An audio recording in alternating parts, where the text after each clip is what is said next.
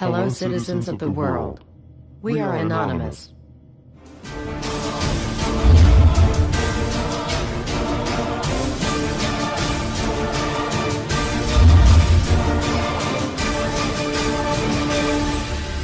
Guess what, world? We are back. Everywhere you look, corruption.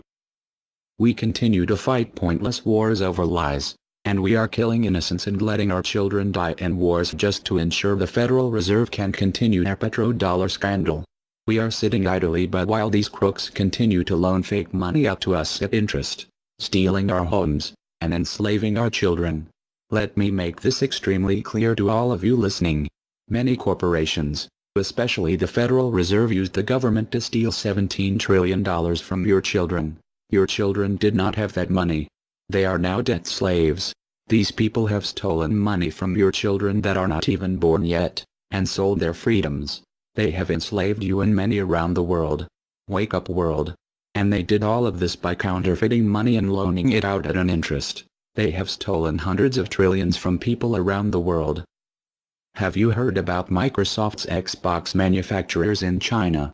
They had to install suicide nets outside their buildings to ensure their employees don't jump out of the window to commit suicide. These are the conditions your children in the US will be working under when the debt is soon owed, and it will be owed. It is not a matter of if it will be owed, but it is just a matter of when. And it will happen as soon as the United States economy collapses, which will happen very, very soon. And if you think because you do not live in the United States this does not affect you, you are wrong. And you are next. The only way we can stop this is if we all unite together and fight it. People of the US are waking up to the Federal Reserve scandal, and the powers that be are currently afraid of retaliation. And that is precisely why they trying everything they can to disarm us. You know how the media has been saying gun violence has been out of control and at an all-time high. They are not simply twisting the truth here or exaggerating. They are absolutely bold-faced presenting lies to you. First off, realize, gun violence in the United States has always been shockingly low. And gun violence has dropped by 49% in the last 11 years. The already absurdly low gun violence in America has literally dropped in half. In half. The fact they are saying that it is at an all-time high perfect demonstrates how biased the government and the media is. If this doesn't prove to you that they have an agenda, then nothing will. Do you remember how the media keeps repeating that there has been 74 school shootings since Sandy Hook? Those 74 shootings were not even mass shootings like they claim. Most were suicides and none of them even took place at a school. Not a single one. They are presenting lies to you, America. When will you wake up? At some point you have to ask yourself, why would the government fake 74 mass school shootings involving children? If they get our guns, we will lose the fight against them.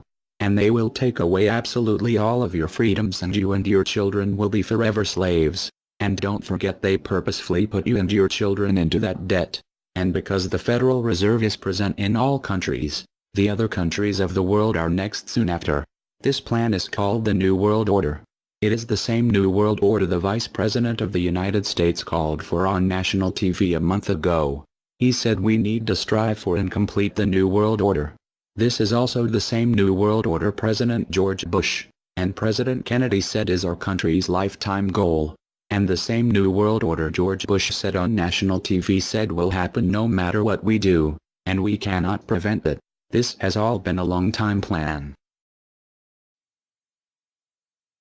The Federal Reserve and their partners want complete control of humanity. We cannot let this happen. They want to rule over us, like kings and queens.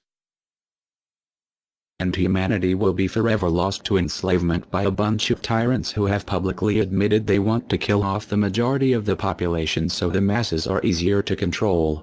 They are going to wipe your bloodline completely off of the earth. He'll tell you the order of things to happen. The enslavement will follow immediately after guns are taken away and you cannot fight back. If they cannot get the guns before the economic collapse, then they will wait until the economy collapses. When the economy collapses, people will be starving. There will be looters and shootings. The government will insist on taking guns away to help, and as soon as the guns are taken away, then we will fall into a complete dictatorship. Do not fall for it. Remember, They are the ones who caused the economic collapse to begin with. This is the same tactic used on Germans and it worked. So expect it. As soon as the economy collapsed and the masses were starving, the German government asked the people to give up their rights and they listened. And then eventually the government was throwing the naked masses into giant burning hot ovens for mass execution. Do not give up your rights. Do not give up your guns. Fight back, as they were the ones who caused the problem. Just so you know, the people who are behind this Federal Reserve scam and New World Order are the same ones who funded Hitler's campaign. Make no mistake, these people are as brutal as Hitler himself, even more brutal. In fact, now we are going to show you some. Assuming America grows some balls and we win, we will need an overall plan. We have come up with a perfect plan. This plan offers extraordinary possibilities. It will make for the most beautiful and free world you can ever imagine. If we are successful, we can leave a much better for our children. A beautiful world. Watch every minute of the rest of the video. Do not skip a single bit of it, as it is all important. If this one video gets out and can change the world, this is your opportunity to make a difference. Please share this video. What you want with it, get paid for the views. We don't care. Just get the message out there for the world to see. Now sit back and relax, enjoy the movie.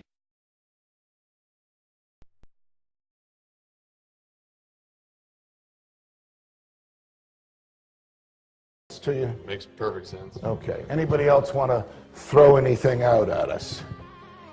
Sir? I think you're an anarchist and you don't know it yet.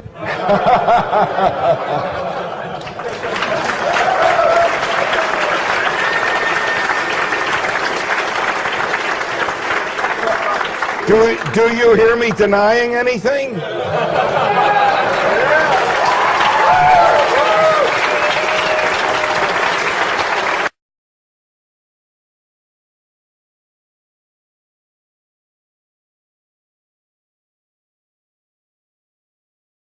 Many people, when they hear the word anarchy, think of chaos and mayhem. So they assume that an anarchist must be in favor of disorder and violence. That is the complete opposite of the truth. Most objections and complaints about the anarchist or voluntarist philosophy are not actually about the philosophy itself, but result from people misunderstanding what the philosophy is all about. To illustrate a few points, we will use the example of two fictional islands. Authoritania, where there is a ruling class or government, and anarchia, where there is no ruling class of any kind.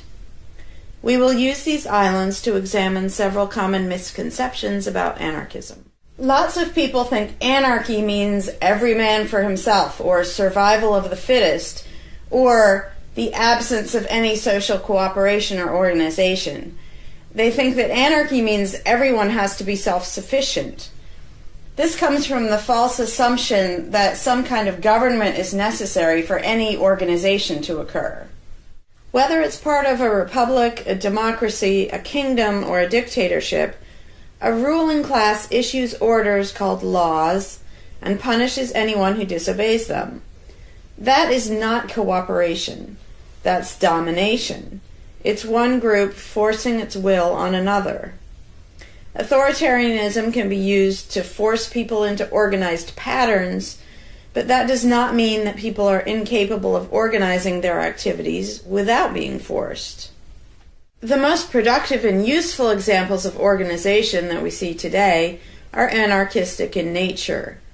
No one was forced to build the grocery store you go to. No one was forced to produce or sell anything in it. Everyone involved in the vastly complex operation of growing your food, transporting it, displaying it in the store, and selling it to you, everyone involved participates voluntarily, working in exchange for money. You and all the other store customers choose freely which store to go to and what to spend your money on. This purely voluntary arrangement allows for an amazingly complex degree of organized cooperation without anyone being coerced to participate. In contrast, under government, a very small group of people comes up with an idea and forces everyone else to participate in it and provide for its funding with tax dollars. In the authoritarian version of a supermarket, the ruling class would tell people what to produce and how much, what prices to charge, and they would tell customers what they must buy and what they must pay. Anyone who did not comply with the centralized master plan would be punished in some way. That is how government does things. Which one of these would you prefer? Another common but incorrect assumption is that if there were no ruling class or no government, people would have no way of defending themselves against common criminals or foreign invaders. Again, this is simply not true. The government version of protection is inherently hypocritical. Governments will use their hired law enforcers to find and lock up some of the private thugs and thieves and prevent them from preying on people. But every ruling class gets the money for its operations by way of taxation, demanding money from its subjects and punishing those who don't pay up. Oddly, every ruling class insists that it needs to be able to forcibly control and extort money from people in this way in order to protect them from private criminals who might try to forcibly control and extort them. In contrast, if there is no government, people do not lose their inherent right to defend themselves from violence or to defend what they have from those who would take it. Every person has this right, and they also have the right to organize and cooperate with each other to exercise that right. Organizing for mutual defense does not require any government-granted laws or authority. No one wants to be attacked or defrauded, and everyone wants to feel safe. Whether each person takes this on himself or herself individually, or whether they hire and organize others to do it on their behalf, it can be done on a voluntary basis. Those who insist that government is necessary often claim that if there wasn't a government, then smaller private gangs would spring up to enslave and rob people. Organized crime gangs exist along with government, and most people do not understand the dynamics between them and how government enriches and empowers organized crime while appearing to fight it. Black markets enrich organized crime, and money allows them to buy government protection. There's no reason to think they would do as well in an environment of freedom, where they would have fewer ways to make money and would be up against both individual and organized armed citizens. A criminal gang that's recognized as such has far less power than a gang whose aggression is perceived to be legitimate and proper. And that's the gang we call government. When thuggery is called law enforcement, and thievery is called taxation, and self-defense is called crime and terrorism, then even the widespread ownership of firearms can't do much to stop the aggression. Imagine a private gang trying to do the things that government does without the aura of authority, and imagine how a well-armed population would respond to this. The gang would fail quickly and dramatically. Another concern that people have when they first consider the idea of a stateless society is that some people are truly malicious, destructive, and sociopathic. The concern is that these people would be free to do anything they wanted and no one would stop them. But this concern is again based on a basic misunderstanding of human nature. Wherever we have a government ruling class, we still have freelance thieves and thugs who are not deterred by the laws of the politicians. In some instances, they're stopped by force by the police, or they decide not to commit a crime for fear of what the police might do to them. What makes this deterrence work is not the legislation or the official badges, but the simple threat of harm to the sociopath. It really makes no difference whether the threat comes from the police, or another citizen, or even another criminal. A sociopath doesn't care about laws or social rules. He cares about avoiding pain and hardship for himself. This is still true when a government ruling class is not involved at all. If the intended target of a would-be carjacker pulls out a gun, it doesn't make any difference to the carjacker whether that person has a badge or whether there's a law against taking people's cars. Discouraging nasty people from hurting others does not require special authority, only the ability to use defensive force. Ironically, though people hope that government will protect them, having a government, a gang which is believed to have the right to tax and control people, just creates one gang so big and powerful that normal people can't resist it. In short, to create a huge gang and then give it societal permission to control and extort people with the hope that this gang will prevent theft and thuggery is simply a self-contradictory idea, but that's what government always is. Some people might assume that if people organize for mutual protection and defense, then that's what government is. But there's an essential difference. People coming together to do something that everyone has the right to do, such as defend yourself, doesn't require any special authority. It's not government unless one group of people claims the right to do things which others do not have the right to do, such as taxing and controlling innocent people. Organized defense can be very effective without supposing the special right to rule over others. In other words, without being government. In contrast, governments rob the people they rule of far more wealth than private crooks could ever manage, making the idea of a protector government ridiculous. Another common objection to the idea of a stateless society is the notion that, if not for a group of lawmakers telling the rest of us how to behave, we would all behave like stupid, irresponsible, violent animals. This claim implies one of two things. Either we normal people have no idea what is right and wrong unless and until politicians tell us, or the only reason we want to do the right thing and coexist peacefully is because politicians told us to. A quick examination of your own motivations will show you that neither of those things is actually true. It's particularly odd to make this argument in a society where politicians are voted into power. If the people themselves have no moral code and no conscience, and are just stupid, violent animals, why does almost everyone want government to keep the peace and protect the innocent? Would a population of vicious, heartless, evil people try to elect good people to keep the evil people in line? Obviously not. The goodness and the desire for order and peace comes from us, not from the lawmakers we vote into office. The same holds true of everything that government does.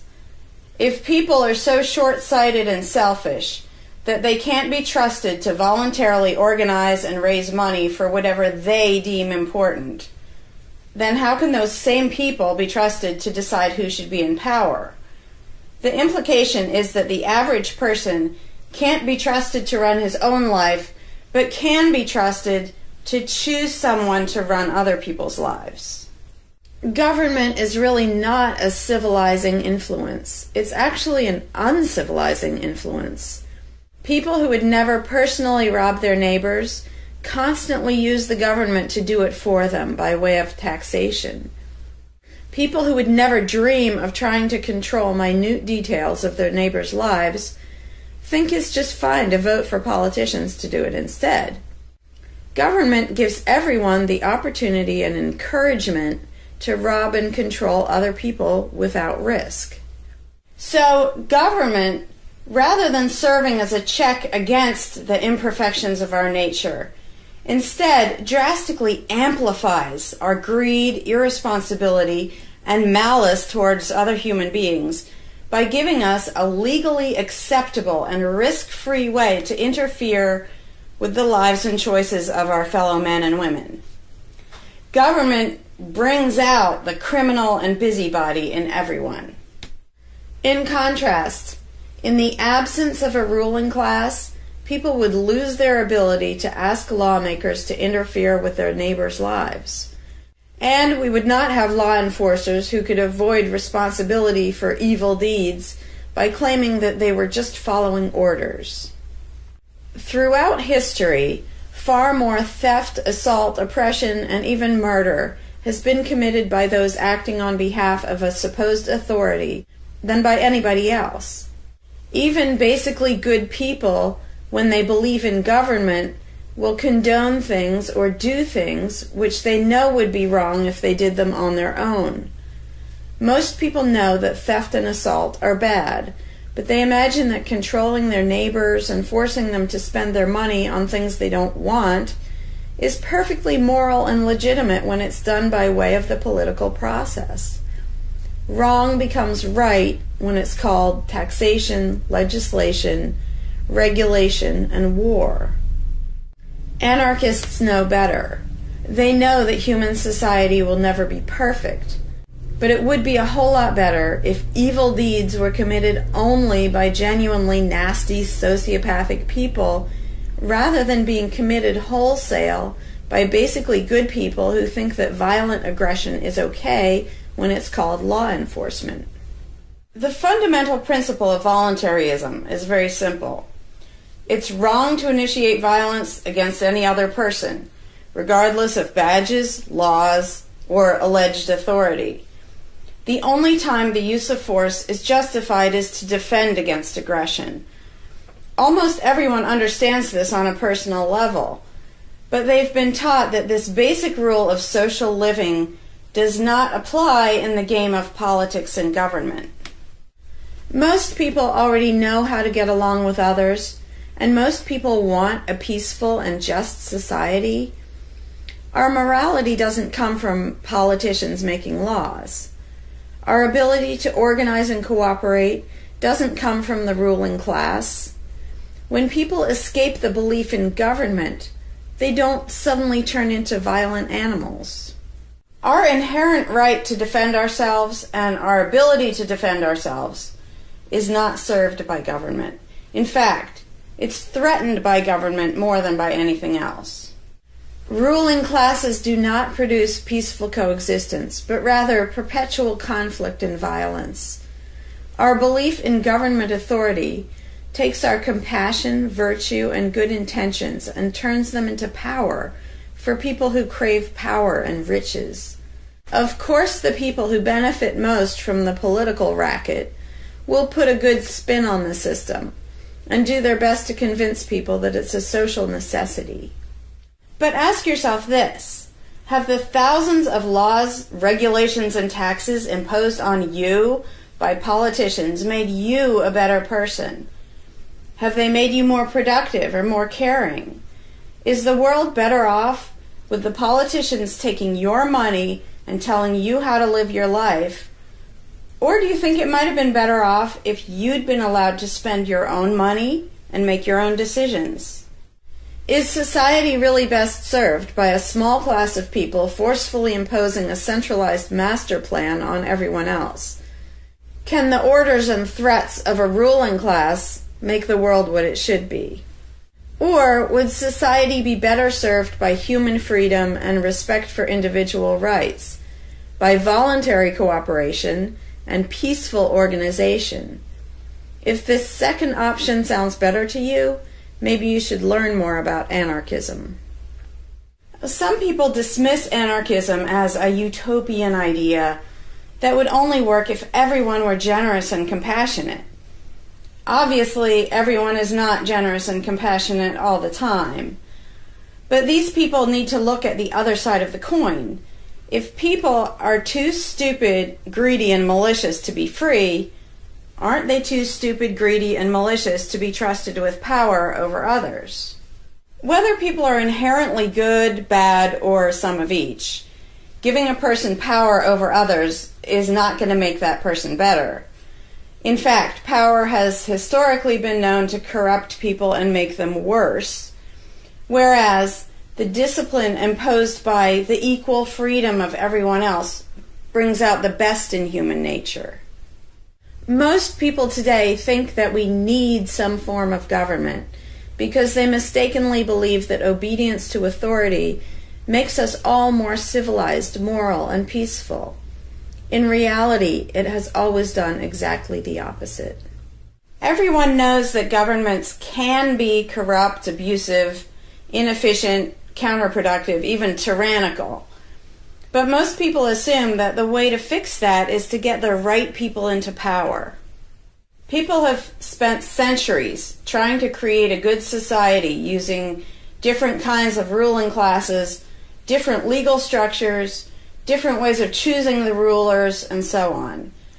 But every governmental construction has resulted in freedom and riches for some, and oppression, violence, and poverty for others. What if, instead of deciding what the throne should look like and who should sit on it, all people of goodwill embraced the non-aggression principle? What if, instead of looking to a ruling class to impose our values on society, we embraced the concept of self-ownership? These principles are simple and easy, to the point of being self-evident, but they're diametrically opposed to the authoritarian principles that most of us have been indoctrinated with. Anarchism does not mean chaos and violence, or every man for himself. Having no government does not mean having no morality, no organization, and no cooperation. Simply put, anarchism does mean that no one is your master and no one is your slave. And that's all it means. Howdy, Larkin Rose here. I'm feeling slightly less than entirely patient and polite today, so if this video gets slightly caustic, too bad. This video is for all the people who are constantly saying, well, if not for government, we couldn't have roads, or we couldn't have police, or nobody would care for the poor, or we wouldn't be protected, whether it's from local thugs or from foreign invaders. We wouldn't have this, we wouldn't have that. So thank goodness we have government and taxes, because we wouldn't have any of those things. And the first way I'd respond to that is by pointing out the assumptions that underlie that complaint, that argument. Basically what people are saying, because let's be clear about what the terms mean, government is the people who boss everybody else around. And taxes are those people demanding money from us. So they basically tell us, hand over a whole bunch of money and we'll decide how to take care of you. We'll decide how to spend your money. If we don't like it, too bad, we don't really have a choice. Like, well, you can vote in a few years and maybe something will change, even though it totally won't. So that's what people are saying. Basically, if we didn't have a ruling class stealing our money and then supposedly spending it to protect us, how could we possibly have roads or anybody to protect us? The implication is that in this country, for example, 300 million people would just sit around thinking, oh, we can't do it. Without politicians and tax collectors, we can't have a road, we can't protect each other, and we can't... And it rests on this bizarre assumption that things that almost everybody wants, they wouldn't do anything to make happen unless there were politicians forcing us to give them money so they can make it happen. And so an example I like to use is, let's apply the same argument to food, because food is pretty darn important. I think everybody can agree. Let's apply the same argument that statists use about the roads or caring for the poor or protection or anything like that. The argument would go like this. Now, in the context of food, listen how idiotic this is. If we don't have government demanding money from all of us under the threat of caging us, and that's what taxation is, here's the money you have to give us, here's the nasty things we do to you if you don't. If that didn't happen so that they could build a big food production and distribution system and feed us, well, we'd all starve. We'd all just sit around saying, gosh, I wish we had food, but, no politicians and tax collectors. We're just going to sit around and starve to death.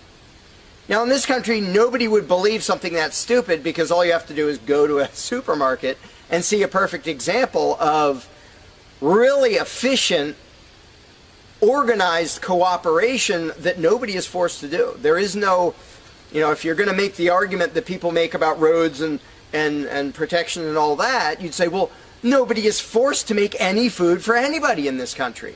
How do you know everyone's just going to say, well, it's not my job, and we'll all starve to death? There's no guarantee. There's no master plan guaranteeing that we'll all have food. So obviously we're all going to starve if we don't have an authoritarian government stealing our money and then making food and giving it to us. Because golly gee, we couldn't possibly do it voluntarily ourselves.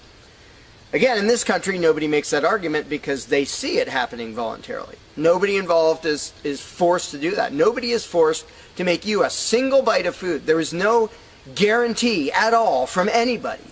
And yet, Americans are, by and large, hugely overweight. Obviously, we don't have a lack of food. We might have a lack of healthy food.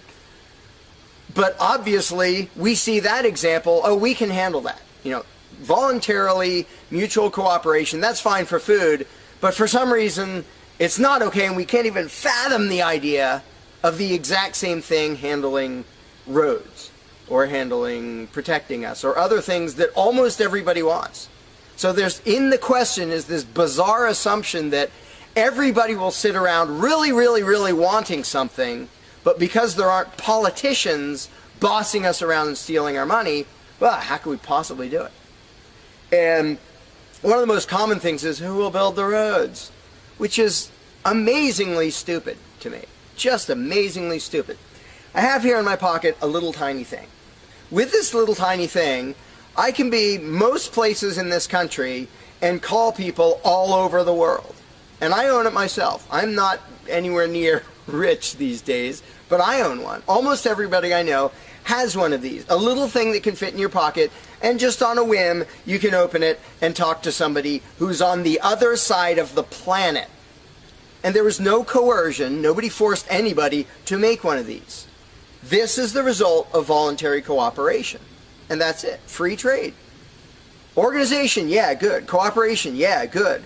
Coercion, which is what government is, and taxation, which is theft, didn't need that to do this.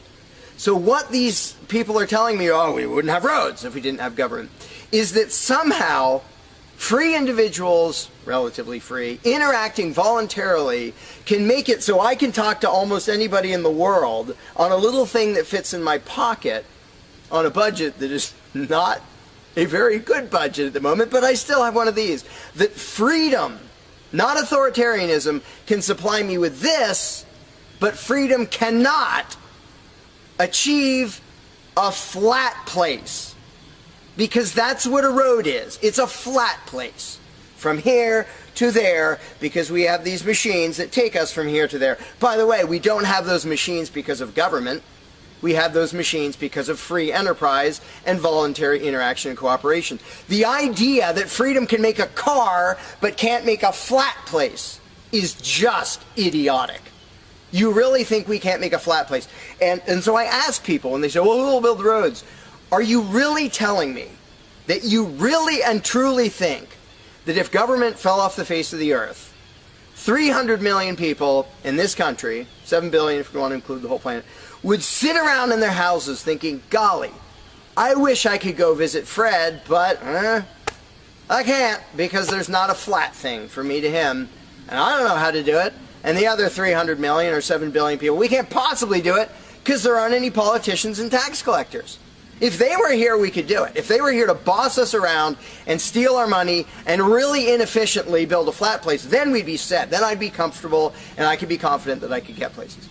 I could visit Fred, I could go shopping, but now we're all going to sit in our houses wishing we could go to the corner store, but we can't because, golly, how could we possibly make a flat place from here to there? We can make these, where you can talk to anybody in the world. We can make machines that you drive around in, but no, we couldn't possibly make a flat place. And when people say, well, who will build the roads? The first answer is the same damn people who do it now. Politicians and tax collectors don't build the friggin' roads. Have you ever seen one out there? No, you haven't. They steal our money, waste most of it, do all their corrupt games, and then they pay other people.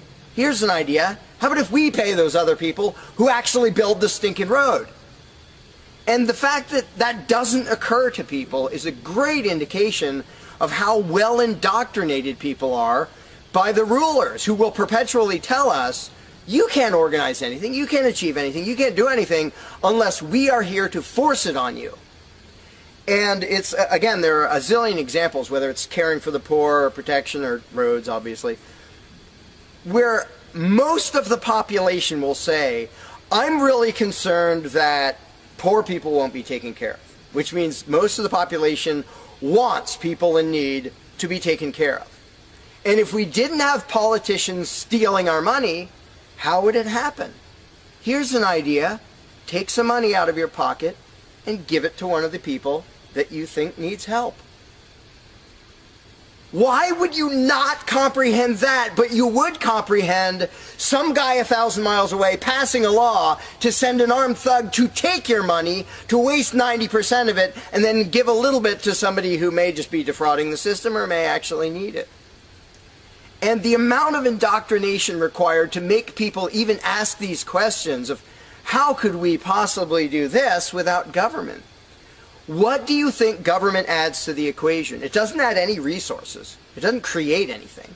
Everything it gives away, it steals from us first, by way of taxation. It doesn't add any skills. It doesn't add any knowledge. The people who are here would still be here if the institution of government fell over. We have all the know-how, we have all the resources, all the technology. The only thing it adds is one group that's imagined to have the right to violently assault and control and extort everybody else. So what the question really means is, how could we have a road, or how could I help that poor, or how could that poor person be helped, or how would anybody protect us if there wasn't a gang of thugs with permission to violently control and rob us?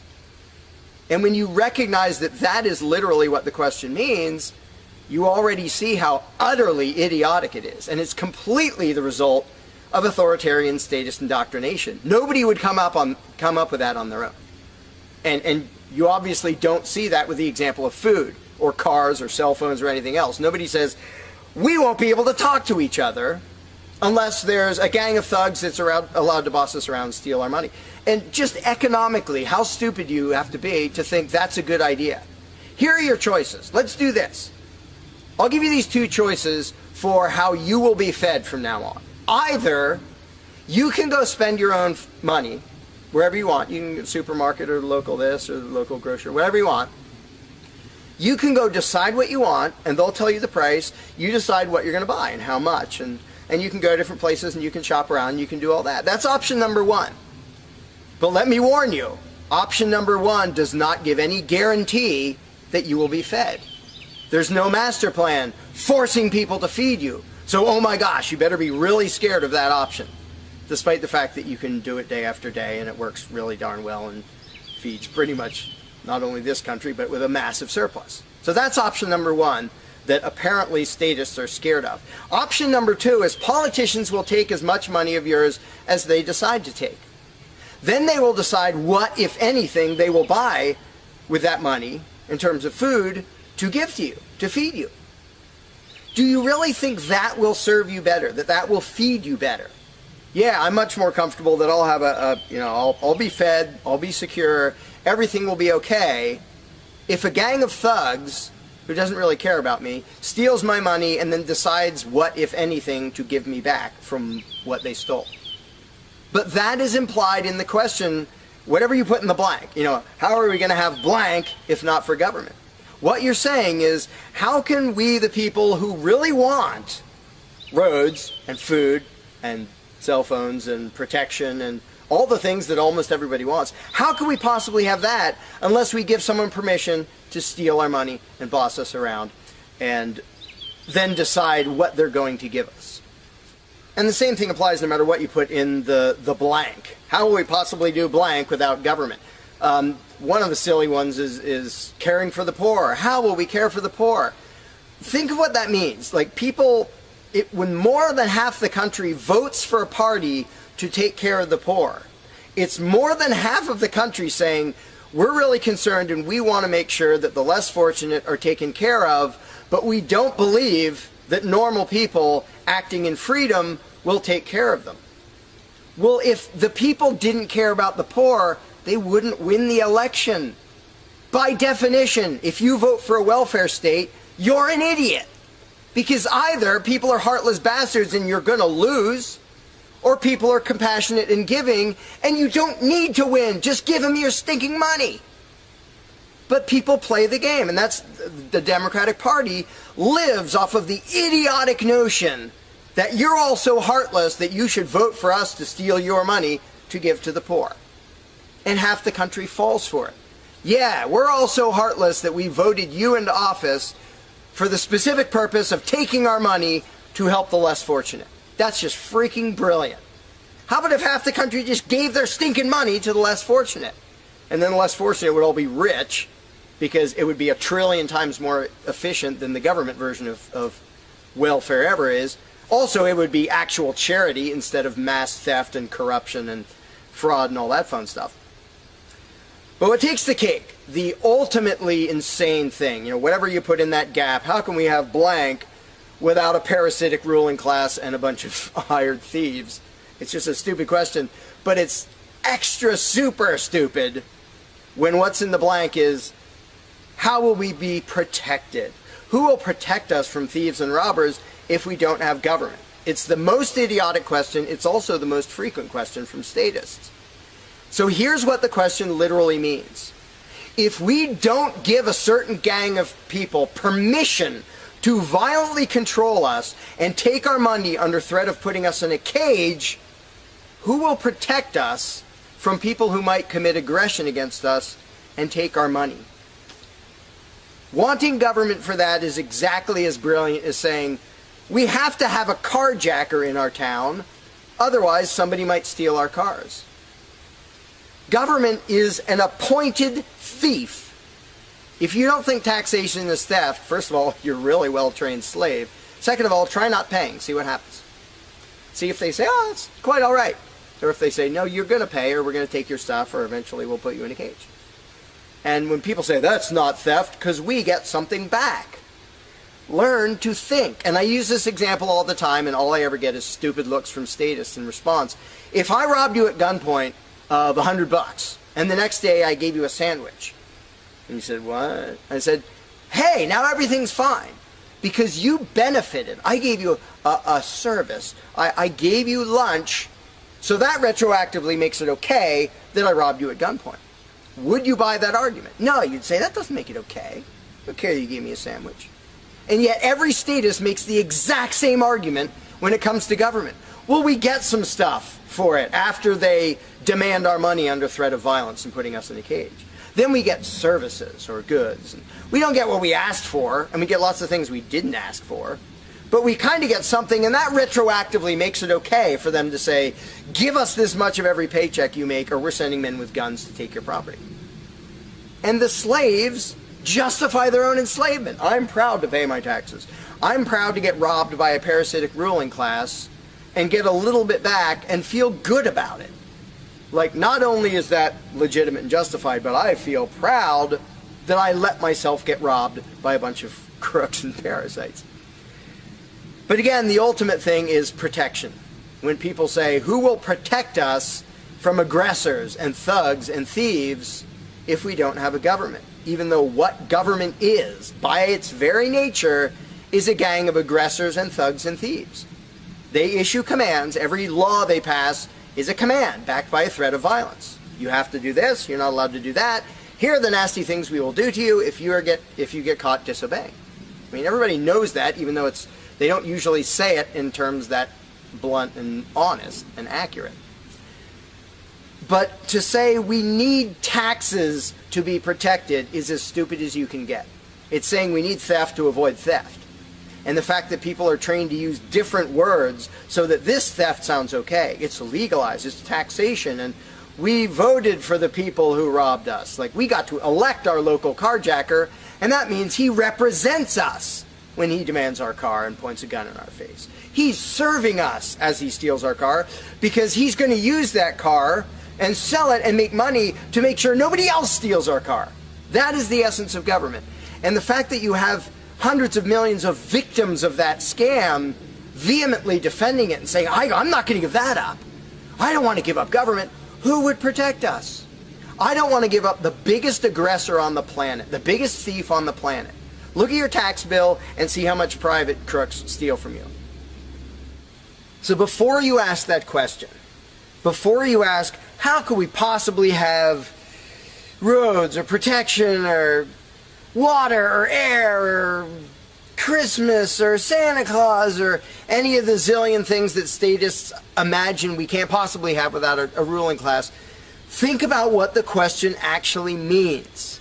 Because when you get to the point where you understand the implications of your own question, asking how can we possibly have this without a parasitic gang of thugs robbing us, when you actually understand what you're really asking, you won't ask the question because you will realize it's completely freaking idiotic.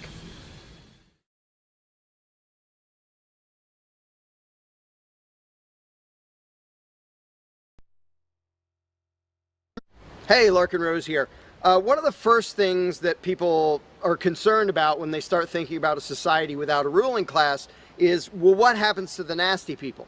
Whether you're talking about people who are just kind of negligent or inconsiderate, play their music too loud at night or leave their trash lying around the woods or whatever it is, all the way up to people who run around attacking and murdering people. So people say, well, what would happen to them? What would we do about that?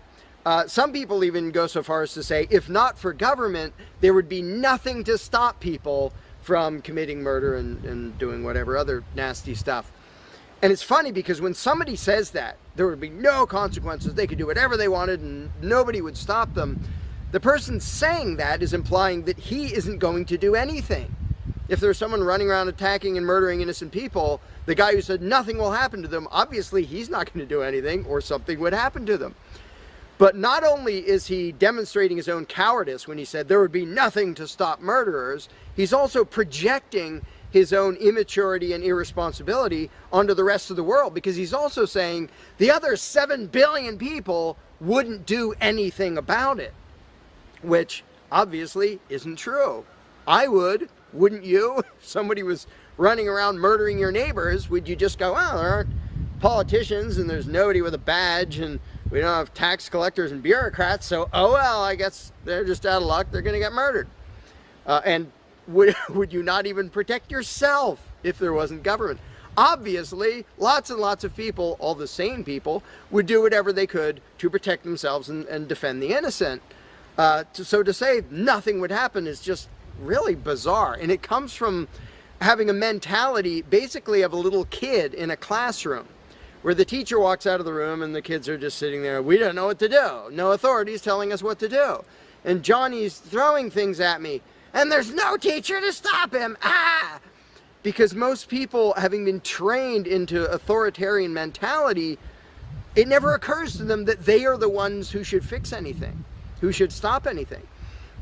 And so when people say, well, what would be done about this and that and the other thing, nasty people doing nasty things, the first thing I ask is, well, what would you do about it? Because people are so into the mentality that there has to be some master plan and some authority who writes down the law of here is what will be done with those people, that people don't think in terms of, well, what would I do about it? Which is why I always ask people, well, what would you do about it? You're a person just as much as me and just as much as the other 7 billion. What would you feel justified in doing if somebody was polluting or playing their music too loud at night or running around murdering people or whatever in between you can think of? Any nasty thing, what would you feel justified in doing about it? Because there's a very basic rule of being a moral human being, which is if it would be wrong for you to do something, don't ask anybody else to do it. And the rule is so simple, so self-evident and obvious that most people will go, well, duh, of course. Trouble is, nobody in the world who believes in government abides by that rule. Nobody. I don't care if you're a constitutionalist, Democrat, Republican, fascist, communist, anything, any kind of statist. There is nobody who believes in government who abides by the most basic rule of morality, which is if it's wrong for you to do something, don't ask somebody else to do it. Because every single candidate, every party, every government always does things that the voters know they themselves have no right to do. And to say something like, well, I'm voting for the guy who's going to tax you less. Well, do you have the right to rob me a little bit less than the other guy? No, you don't. So telling me that, well, somebody was going to rob you more, but I voted for the guy to rob you a little bit less, you are still violating the basic rule of being a human being. If it's wrong for you, don't ask somebody else to do it. Well, that's kind of the second basic rule, the first one being the non-aggression principle. And they actually go together quite well. But when people are in the mindset that there's going to be some major centralized plan to deal with whatever, polluters or people who play their music too loud or murderers or whatever else, they have to get out of that mindset. They have to start to think that maybe they are among the people who have to do something about it. So instead of saying, what will be done about such and such, well, what will you do about it? What should I do about it? And this doesn't magically make all the problems go away, but the actual practical challenge of dealing with most disputes is trivial compared to the challenge of getting people to think like responsible adults, where they start to think, well, maybe it's up to me.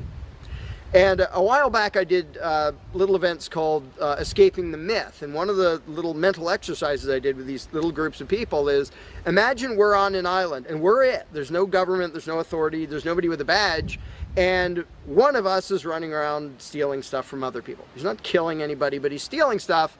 What are we going to do about it? We normal people. There's not a legislature, there's not 911 to call, there's nobody with a badge, it's just people. And so with that specific example, I would ask people, so what do we do?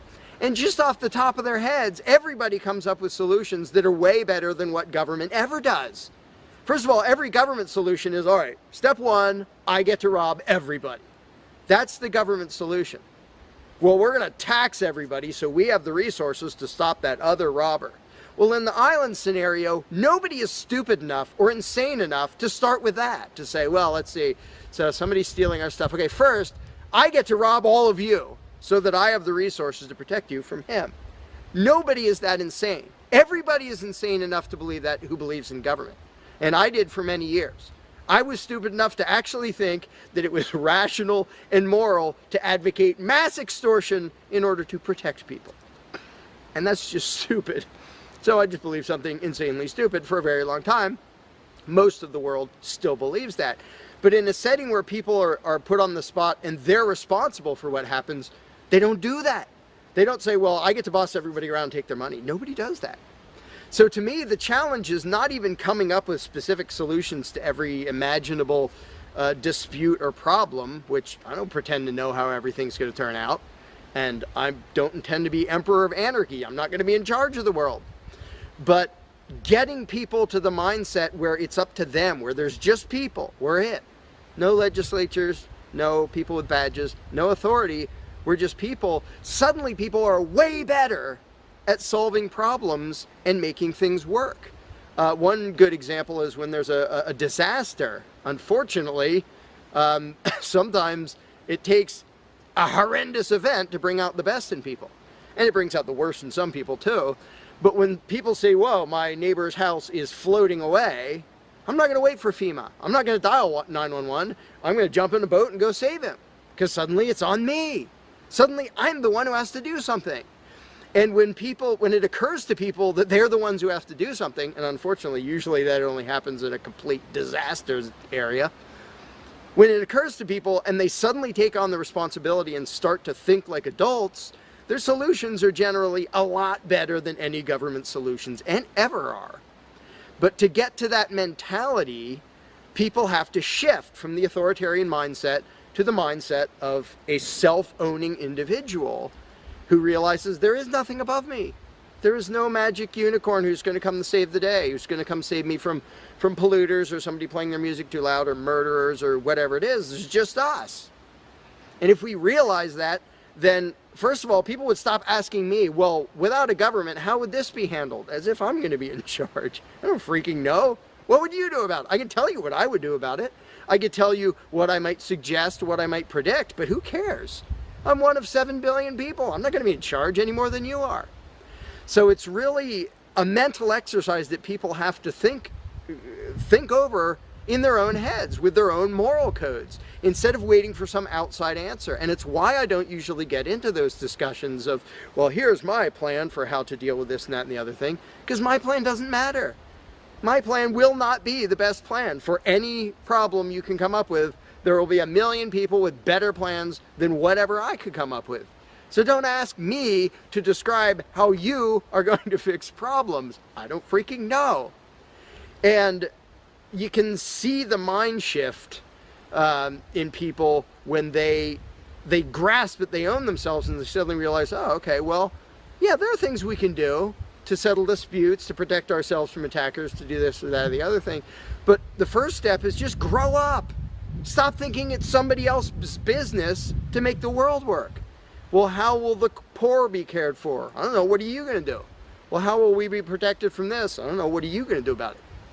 And it is inconvenient. It's inconvenient to be a free person where you can't just be a kid in a classroom whining to the teacher to save the day and fix everything and make everything work, where you actually have to be a responsible adult. And that's one of the main reasons why people like the belief in authority, because then they can live with the lie that all they have to do is obey and do as they're told and everything will be okay. First of all, no, it won't be okay. Second of all, you're not even being a human being. You just threw your free will out the window and became somebody's slave in the hopes that that would help humanity. It doesn't help humanity for you to be a slave. It doesn't help humanity for everybody else to be a slave. It does help humanity for you to start thinking as an adult, responsible human being who owns himself and who accepts that it is your responsibility to figure out how to make the world work.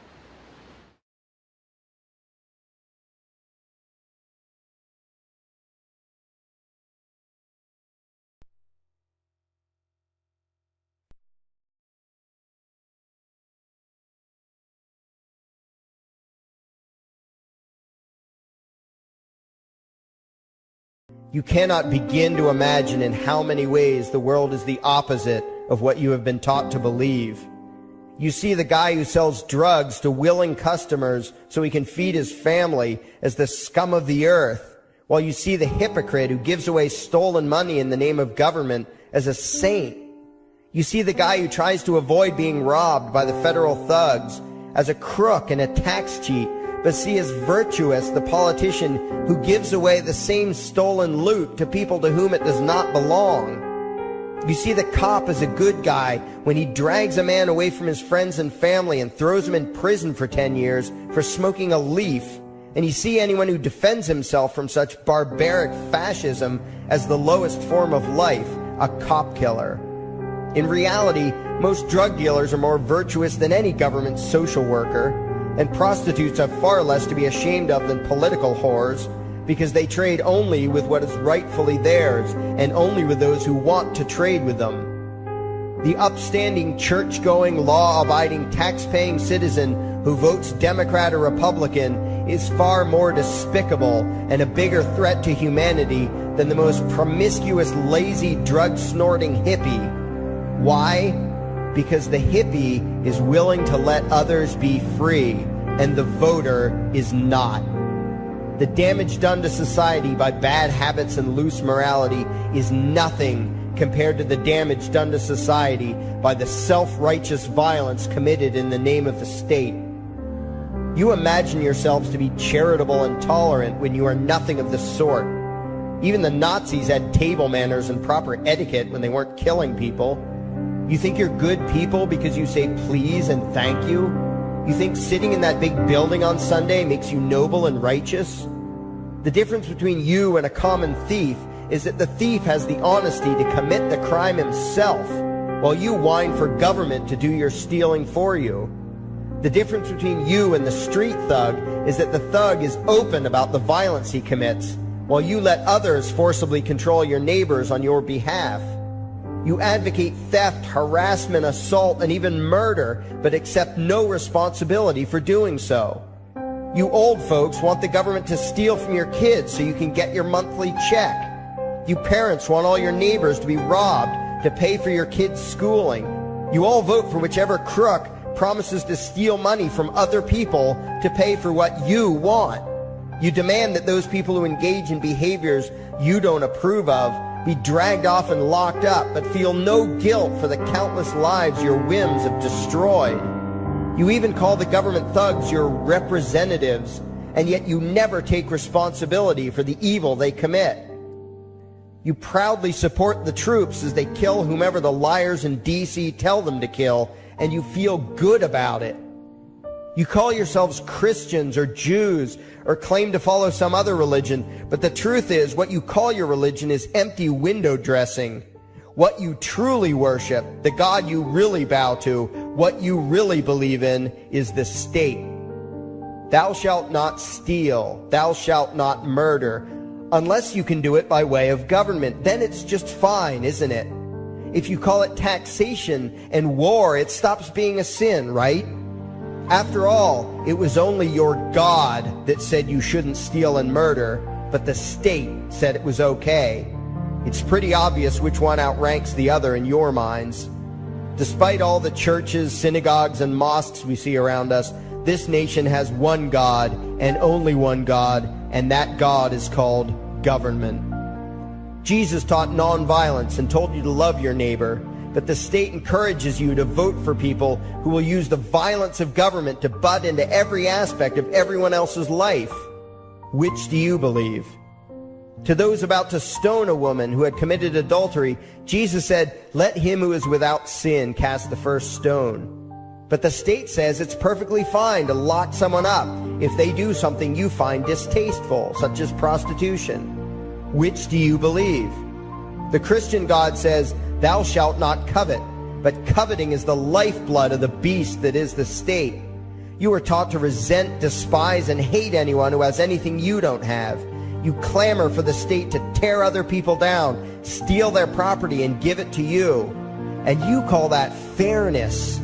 The Bible calls it coveting and stealing. You are not Christians. You are not Jews. You are not Muslims. And you certainly aren't atheists. You all have the same God, and its name is government. You're all members of the most evil, insane, destructive cult in history. If there ever was a devil, the state is it, and you worship it with all your heart and soul. You pray to it to solve every problem, to satisfy all your needs, to smite your enemies, and to shower its blessings upon you. You worship what Nietzsche called the coldest of all cold monsters, and you hate those of us who don't. To you, the greatest sin is disobeying your God, breaking the law, you call it, as if anyone could possibly have any moral obligation to obey the arbitrary commands and demands of the corrupt, lying, delusional megalomaniacs who infest this despicable town. Even your ministers, priests, and rabbis, more often than not, are traitors to their own religions, teaching that the commands of human authority should supersede adherence to the laws of the gods they say they believe in. Several years ago, I heard one pompous evangelical jackass in particular pontificating on the radio that anyone who disobeys the civil authority, be it a king or any other government, is engaging in rebellion against God. Those were the exact words he used. What if the government is doing something wrong? Well, this salesman for Satan opined, that is the business of those in government, and you are still obligated to obey. Everywhere you turn, be it the state or the church, the media or the schools, you are taught one thing above all else, the virtue of subjugating yourselves to mortals who claim to have the right to rule you. It is sickening the reverence with which you speak of the liars and thieves whose feet are so firmly planted on your necks. You call the congressmen and the judges honorable, and you swoon at the magnificence of the grandiose halls they inhabit, the temples they built to celebrate the domination of mankind. You feel pride at being able to say you once shook a senator's hand or saw the president in person. Ah, yes, the grand deity himself, His Royal Highness, the President of the United States of America. You speak the title as if you're referring to God Almighty. The vocabulary has changed a bit, but your mindset is no different from that of the groveling peasants of old who bowed low, faces in the dirt, with a feeling of unworthiness and humility when in the presence of whatever narcissist had declared himself to be their rightful lord and master. The truth of the matter, back then and today, is that these parasites who call themselves leaders are not superior beings. They are not great men and women. They are not honorable. They're not even average. The people who earn an honest living, from sophisticated millionaire entrepreneurs to illiterate day laborers doing the most menial tasks you can imagine, Those people deserve your respect. Those people you should treat with courtesy and civility. But the frauds who claim the right to rule you and demand your subservience and obedience, they deserve only your scorn and contempt. Those who seek so-called high office are the lowest of the low. They may dress better, have larger vocabularies, and do a better job of planning out and executing their schemes, but they are no better than pickpockets, muggers, and carjackers. In fact, they are worse, because they don't want to rob you of just your possessions. They want to rob you of your very humanity, deprive you of your free will, by slowly leeching away your ability to think, to judge, to act, reducing you to slaves in both body and mind. And still you persist in calling them leaders. Leaders? Where is it that you think you're going exactly that would require you to have a leader? If you just live your own life and mind your own damn business, exercising your own talents, pursuing your own dreams, striving to be what you believe you should be, what possible use would you have for a leader? Do you ever actually think about the words that you hear, the words that you repeat? You parrot oxymoronic terms such as the leader of the free world, even pretending for a moment that there is some huge journey or some giant battle that everyone in the entire nation is undertaking together that would require a leader. Why would you ever think, even for a moment, that the crooks that infest this town are the sort of people you should listen to or emulate or follow anywhere? Somewhere inside your mostly dormant brains, you know full well that politicians are all corrupt liars and thieves, opportunistic con men, exploiters, and fearmongers. You know all this, and yet you still speak as if you are the ones who are the stupid, vicious animals, while the politicians are the great, wise role models, teachers, and leaders without whom civilization could not exist. You think these crooks are the ones who make civilization possible? What belief could be more absurd? Yet when they do their pseudo-religious rituals, deciding how to control you this week, you still call it law, and continue to treat their arbitrary demands as if they were moral decrees from the gods that no decent person would ever consider disobeying. You have become so thoroughly indoctrinated into the cult of state worship that you are truly shocked when the occasional sane person states the bleeding obvious. The mere fact that the political crooks wrote something down and declared their threats to be law does not mean that any human being anywhere has the slightest moral obligation to obey. Every moment of every day, in every location and every situation, you have a moral obligation to do what you deem to be right, not what some delusional bloated windbag says is legal. And that requires you to first determine right and wrong for yourself, a responsibility you spend much time and effort trying to dodge. You proclaim how proud you are to be law-abiding citizens and express your utter contempt for anyone who considers himself above your so-called laws, laws that are nothing more than the selfish whims of tyrants and thieves. The word crime once meant an act harmful to another person. Now it means disobedience to any one of the myriad of arbitrary commands coming from a parasitical criminal class. To you, the term crime is nearly synonymous with the word sin, implying that the ones whose commands are being disobeyed must be something akin to gods, when in truth they are more akin to leeches. The very phrase, taking the law into your own hands, perfectly expresses what a sacrilege it is in your eyes for a mere human being to take upon himself the responsibility to judge right from wrong and to act accordingly, instead of doing what you do, unthinkingly obeying whatever capricious commands this cesspool of maggots spews forth. You glorify this criminal class as lawmakers and believe that no one is lower than a lawbreaker, someone who would dare disobey the politicians. Likewise, you speak with pious reverence of law enforcers, those who forcibly impose the politicians' every whim upon the rest of us. When the state uses violence, you imagine it to be inherently righteous and just, and if anyone resists, they are, in your eyes, contemptible lowlifes, lawless terrorist criminals. Like the lawless terrorist criminals who helped slaves escape the plantations. Like the lawless terrorist criminals who helped Jews escape the killing machine of the Third Reich. Like the lawless terrorist criminals who were crushed to death under the tanks of the Red Chinese government in Tiananmen Square. Like all the lawless terrorist criminals in history who had the courage to disobey the never-ending stream of tyrants and oppressors who have called their violence authority and law. And that includes the lawless terrorist criminals who founded this country. Everything you think you know is upside down, backwards, and inside out.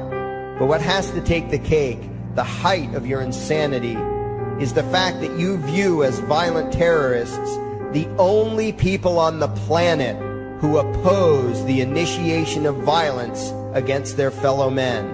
Anarchists, voluntarists, and libertarians. We use violence only to defend ourselves against someone who initiates violence against us. We use it for nothing else. Meanwhile, your belief system is completely schizophrenic and self-contradictory.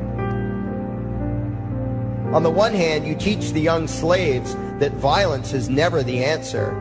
Yet out of the other side of your mouths, you advocate that everyone and everything, everywhere and at all times be controlled, monitored, taxed, and regulated through the force of government. In short, you are teaching your children that the masters may use violence whenever they please, but the slave should never resist. You indoctrinate your children into a life of unthinking, helpless subservience. You are putting the chains around their little necks and fastening the locks tight. And worst of all, you feel good about it. Out of one side of your mouths, you condemn the evils of fascism and socialism and lament the injustices of the regimes of Hitler, Stalin, and Mao. While out of the other side of your mouths, you preach exactly what they did. The worship of the collective, the subjugation of every individual to that evil insanity that wears the deceptive label, the common good. You babble on and on about diversity and open-mindedness, and then beg your masters to regulate and control every aspect of everyone's lives, creating a giant herd of unthinking conformist drones. You wear different clothes and have different hairstyles, and you think that makes you different. Yet all your minds are enslaved to the same club of masters and controllers. You think what they tell you to think and do what they tell you to do while imagining yourselves to be progressive, thinking, and enlightened. From your position of relative comfort and safety, you now condemn the evils of other lands and other times while turning a blind eye to the injustices happening right in front of you. You tell yourself that had you lived in those other places, in those other times, you would have been among those who stood up against oppression and defended the downtrodden. But that is a lie. You would have been right there with the rest of the flock of well-trained sheep, loudly demanding that the slaves be beaten, that the witches be burned, that the nonconformists and rebels be destroyed. How do I know this? Because that is exactly what you are doing today. Today's injustices and oppressions are fashionable and popular, and those who resist them, you tell yourselves, are just malcontents and freaks, people whose rights don't matter, people who deserve to be crushed under the boot of authority. Isn't that right? You bunch of spineless, unthinking hypocrites, look in the mirror. Take a good look at what you imagine to be righteous and kind. You are the devil's plaything. The crowds of thousands wildly applauding the speeches of Adolf Hitler, that was you. The mob demanding that Jesus Christ be nailed to the cross, that was you. The white invaders who celebrated the wholesale slaughter of those godless redskins, that was you. The throngs filling the Colosseum, applauding as the Christians were fed to the lions, that was you. Throughout history, the perpetual suffering and injustice occurring on an incomprehensible scale, it was all because of people just like you. The well-trained, thoroughly indoctrinated conformists, the people who do as they're told, who proudly bow to their masters, who follow the crowd, believing what everyone else believes and thinking whatever authority tells them to think. That is you. And your ignorance is not because the truth is not available to you. There have been radicals preaching it for thousands of years. No, you are ignorant because you shun the truth with all your heart and soul. You close your eyes and run away when a hint of reality lands in front of you. You condemn as extremists and fringe kooks those who try to show you the chains you wear because you don't want to be free. You don't even want to be human. Responsibility and reality scare the hell out of you, so you cling tightly to your own enslavement and lash out at any who seek to free you from it. When someone opens the door to your cage, you cower back in the corner and yell, "Close it, close it." Well, some of us are finished with trying to save you. We've wasted enough effort trying to convince you that you should be free. All you ever do is spout back what your masters have taught you, that being free only leads to chaos and destruction, while being obedient and subservient leads to peace and prosperity. There are none so blind as those who will not see. And you nation of sheep, would rather die than see the truth.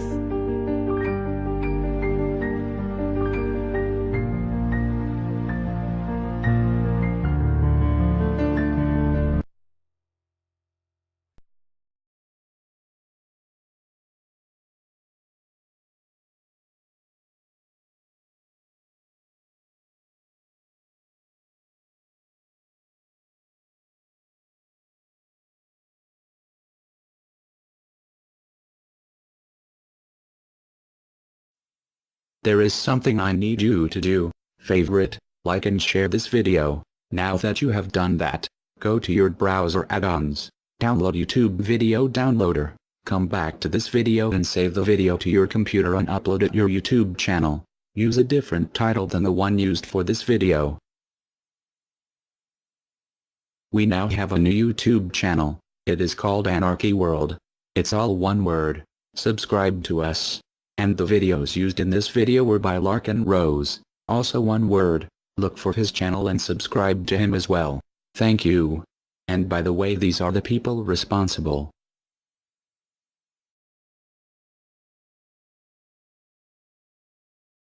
Participate in it and provide for its funding with tax dollars. In the authoritarian version of a supermarket, the ruling class would tell people what to produce and how much, what prices to charge, and they would tell customers what they must buy and what they must pay. Anyone who did not comply with the centralized master plan would be punished in some way. That is how government does things. Which one of these would you prefer? Another common but incorrect assumption is that if there were no ruling class or no government, people would have no way of defending themselves against common criminals or foreign invaders. Again, this is simply not true. The government version of protection is inherently hypocritical. Governments will use their hired law enforcers to find and lock up some of the private thugs and thieves and prevent them from preying on people. But every ruling class gets the money for its operations by way of taxation, demanding money from its subjects and punishing those who don't pay up. Oddly, every ruling class insists that it needs to be able to forcibly control and extort money from people in this way in order to protect them from private criminals who might try to forcibly control and extort them. In contrast, if there is no government, people do not lose their inherent right to defend themselves from violence, or to defend what they have from those who would take it. Every person has this right, and they also have the right to organize and cooperate with each other to exercise that right. Organizing for mutual defense does not require any government-granted laws or authority. No one wants to be attacked or defrauded, and everyone wants to feel safe. Whether each person takes this on himself or herself individually, or whether they hire and organize others to do it on their behalf, it can be done on a voluntary basis. Those who insist that government is necessary often claim that if there wasn't a government, then smaller private gangs would spring up to enslave and rob people. Organized crime gangs do not fall for it. Remember, they are the ones who caused the economic collapse to begin with. This is the same tactic used on Germans and it worked. So expect it. As soon as the economy collapsed and the masses were starving, the German government asked the people to give up their rights and they listened. And then eventually the government was throwing the naked masses into giant burning hot ovens for mass execution. Do not give up your rights. Do not give up your guns. Fight back, as they were the ones who caused the problem. Just so you know, the people who are behind this Federal Reserve scam and New World Order are the same ones who funded Hitler's campaign. Make no mistake, these people are as brutal as Hitler himself, even more brutal. In fact, now we are going to show you some. Assuming America grows some balls and we win, we will need an overall plan. We have come up with a perfect plan. This plan offers extraordinary possibilities. It will make for the most beautiful and free world you can ever imagine. If we are successful, we can leave a much better for our children. A beautiful world. Watch every minute of the rest of the video. Do not skip a single bit of it, as it is all important.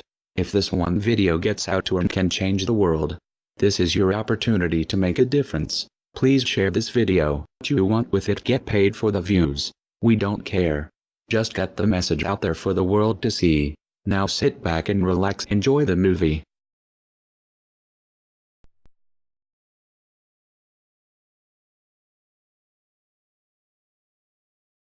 To you? Makes perfect sense. Okay. Anybody else want to throw anything out at us? Sir? I think you're an anarchist and you don't know it yet.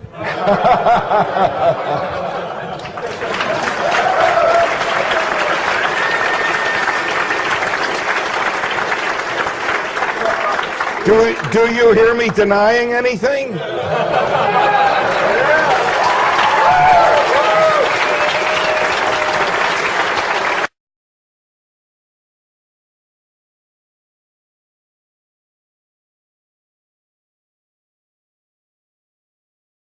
Many people, when they hear the word anarchy, think of chaos and mayhem. So they assume that an anarchist must be in favor of disorder. The already absurdly low gun violence in America has literally dropped in half. In half. The fact they are saying that it is at an all-time high perfect demonstrates how biased the government and the media is. If this doesn't prove to you that they have an agenda, then nothing will. Do you remember how the media keeps repeating that there has been 74 school shootings since Sandy Hook? Those 74 shootings were not even mass shootings like they claim. Most were suicides and none of them even took place at a school. Not a single one. They are presenting lies to you, America. When will you wake up? At some point you have to ask yourself, why would the government fake 74 mass school shootings involving children? If they get our guns, we will lose the fight against them. And they will take away absolutely all of your freedoms and you and your children will be forever slaves. And don't forget, they purposefully put you and your children into that debt. And because the Federal Reserve is present in all countries, the other countries of the world are next soon after. This plan is called the New World Order. It is the same New World Order the Vice President of the United States called for on national TV a month ago. He said we need to strive for and complete the New World Order. This is also the same New World Order President George Bush and President Kennedy said is our country's lifetime goal. And the same New World Order George Bush said on national TV said will happen no matter what we do, and we cannot prevent it. This has all been a long-time plan. The Federal Reserve and their partners want complete control of humanity. We cannot let this happen. They want to rule over us, like kings and queens. And humanity will be forever lost to enslavement by a bunch of tyrants who have publicly admitted they want to kill off the majority of the population so the masses are easier to control. They are going to wipe your bloodline completely off of the earth. He'll tell you the order of things to happen. The enslavement will follow immediately after guns are taken away and you cannot fight back.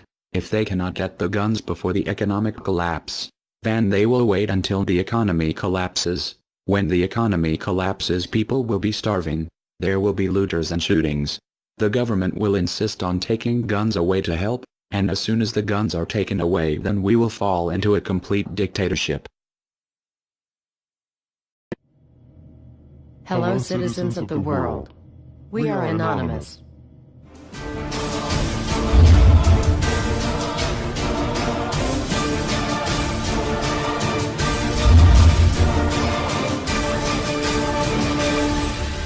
Guess what, world? We are back. Everywhere you look, corruption. We continue to fight pointless wars over lies, and we are killing innocents and letting our children die in wars just to ensure the Federal Reserve can continue their petrodollar scandal. We are sitting idly by while these crooks continue to loan fake money out to us at interest, stealing our homes, and enslaving our children. Let me make this extremely clear to all of you listening. Many corporations, especially the Federal Reserve, used the government to steal $17 trillion from your children. Your children did not have that money. They are now debt slaves. These people have stolen money from your children that are not even born yet, and sold their freedoms. They have enslaved you and many around the world. Wake up, world. And they did all of this by counterfeiting money and loaning it out at an interest. They have stolen hundreds of trillions from people around the world. Have you heard about Microsoft's Xbox manufacturers in China? They had to install suicide nets outside their buildings to ensure their employees don't jump out of the window to commit suicide.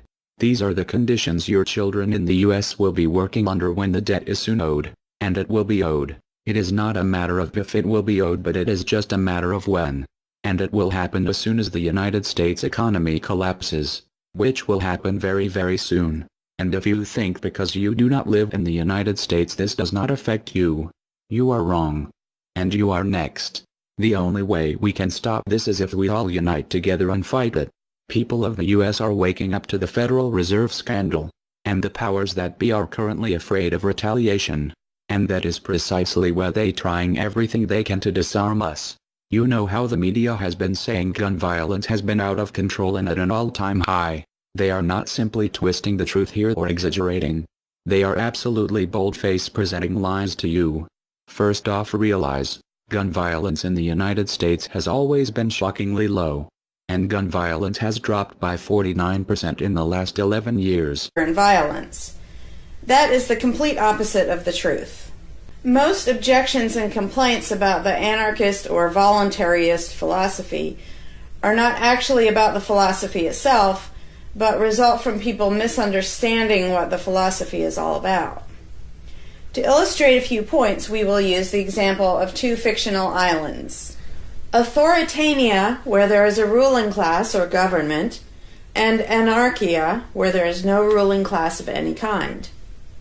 We will use these islands to examine several common misconceptions about anarchism. Lots of people think anarchy means every man for himself, or survival of the fittest, or the absence of any social cooperation or organization. They think that anarchy means everyone has to be self-sufficient.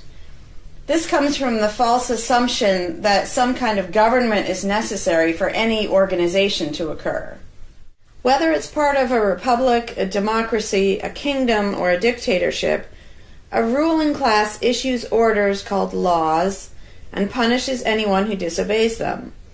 That is not cooperation. That's domination. It's one group forcing its will on another.